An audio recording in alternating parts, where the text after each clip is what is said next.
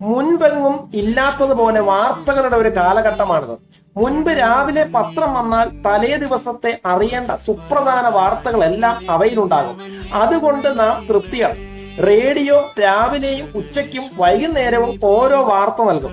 ടെലിവിഷന്റെ ആദ്യ നാളുകളിൽ വൈകുന്നേരങ്ങളിൽ മാത്രം കുറച്ച് മിനിറ്റ് കൊണ്ട് തീരുന്ന വാർത്ത നൽകുകയും അവയിൽ നാം ആശ്വാസം കണ്ടെത്തുകയും ചെയ്യുമായിരുന്നു. ഈ ദശാബ്ദത്തിന്റെ പ്രത്യേകത സോഷ്യൽ മീഡിയയുടെ അതിപ്രസരം, ഓൺലൈൻ മാധ്യമങ്ങളുടെ കവിഞ്ഞൊഴുക്ക് ഓരോ സെക്കൻഡിലും വാർത്ത പിറക്കുവാൻ കാരണമായി.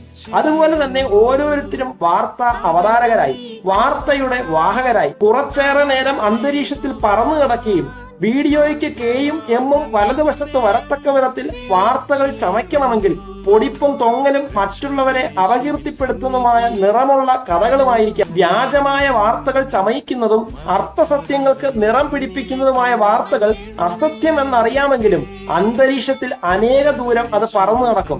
കാറ്റ് അതിന്റെ ഉത്ഭവത്തിൽ നിന്ന് ശക്തി പ്രാപിച്ച് ചില മണിക്കൂറുകൾ വീശിയടിച്ച് നാശം വരുത്തി വൻമരങ്ങളെ കടമുഴക്കി സംഹാര താണ്ഡവമാടുന്നത് പോലെ വാർത്തകൾ പടച്ചുവിട്ടവൻ ഉദ്ദേശിച്ചതിനേക്കാൾ എത്രയോ മടങ്ങ് കൂടുതൽ നാശം വരുത്തി കെട്ടടങ്ങും. നാശകരമായ ഈ വാർത്തകൾ തിരിഞ്ഞു നടക്കുന്നില്ല.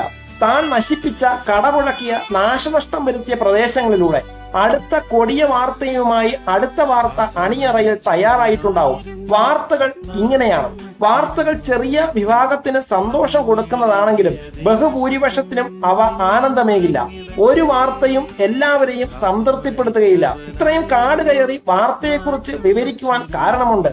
എല്ലാവർക്കും സന്തോഷം പകരുന്ന ഒരു വാർത്തയെ അവതരിപ്പിക്കുവാനാണ്. ഇപ്പോൾ പുതിയതെന്ന് പറഞ്ഞ് അവതരിപ്പിക്കുവാൻ ഇത് ഇപ്പോൾ ഉണ്ടായതല്ല, അനാദികാലം മുതലേ ഉള്ളതാണ്.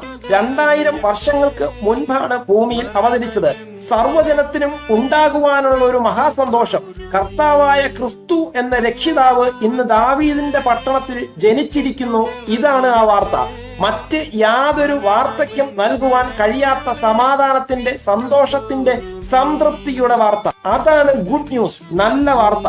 യേശുവിനെ രക്ഷിതാവായി സ്വീകരിക്കുവാനുള്ള അവസരം നിങ്ങൾക്കായി തുറന്നിട്ടിരിക്കുന്നു. അവനിൽ വിശ്വസിക്കുന്ന ഏവനും നശിച്ചു പോകുകയില്ല എന്ന സദ്വാർത്ത.